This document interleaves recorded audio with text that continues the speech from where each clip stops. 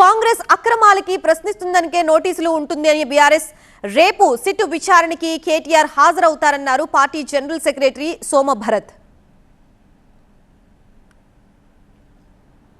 ఒక సిట్ అని వేసినారు. ఎందుకు సిట్ వేసినారు అనేది ఇంత మటుకు ఒక కారణం చెప్పలేదు.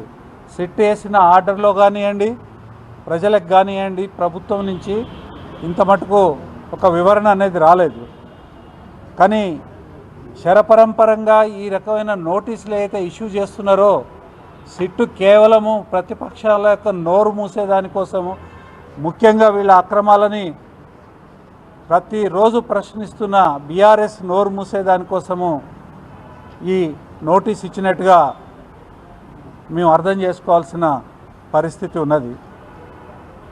అయినా కానీ లా అబైడింగ్ సిటిజన్స్గా, తర్వాత లా అబైడింగ్ పార్టీగా, చట్టం మీద, కోర్టుల మీద నమ్మకం ఉన్నవాళ్ళుగా మేము ఖచ్చితంగా వీటన్నిటినీ చట్టబద్ధంగా ఎదుర్కొంటాము.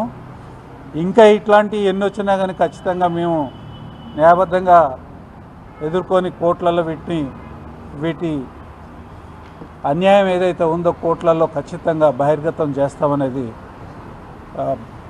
నేను చెప్తా ఉన్నాను.